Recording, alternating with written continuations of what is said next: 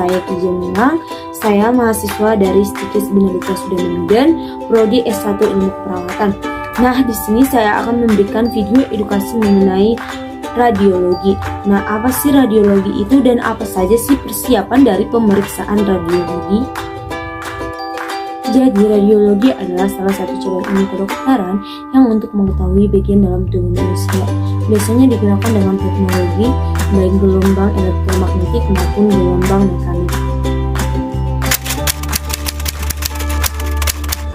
Nah, pemeriksaan radiologi ini berfungsi untuk membantu dokter dalam mengetahui atau memeriksa bagian dalam tubuh manusia.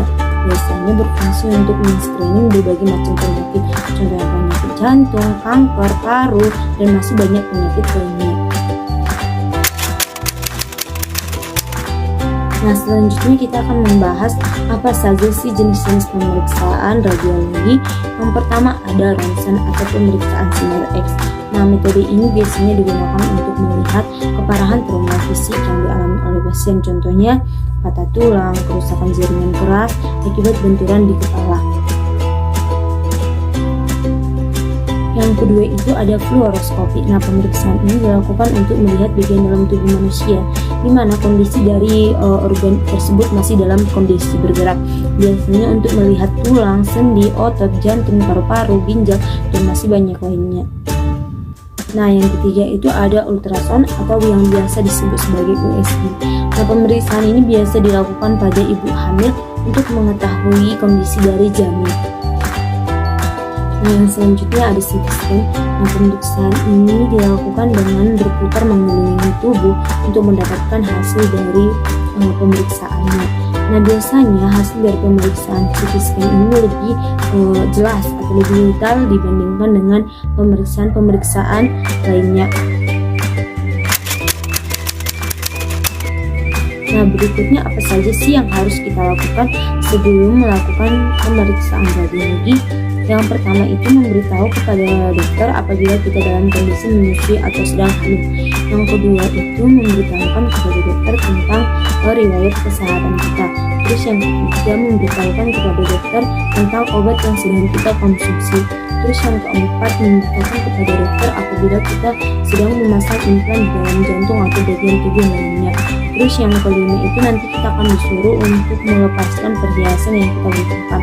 Terus yang keenam kita akan disuruh untuk berpuasa sebelum melakukan pemeriksaan radiologi.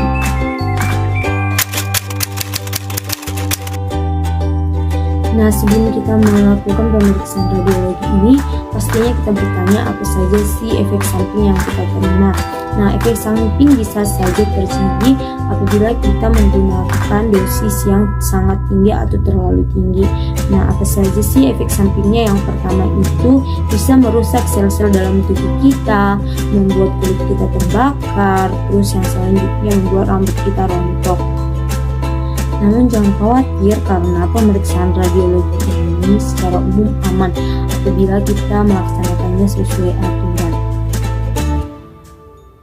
Jadi kesimpulan dari video edukasi saya ini adalah bahwa pemeriksaan radiologi itu adalah pemeriksaan yang dilakukan untuk membantu dokter dalam memeriksa atau melihat bagian dalam tubuh kita. Nah, pemeriksaan ini aman apabila kita melakukan pemeriksaan ini sesuai aturan yang telah dibuat. Sekian video edukasi dari saya. Semoga apa yang saya sampaikan dan apa yang teman-teman sudah dengar bermanfaat dan berguna buat teman-teman semuanya. Sekian dan terima kasih. Bye-bye.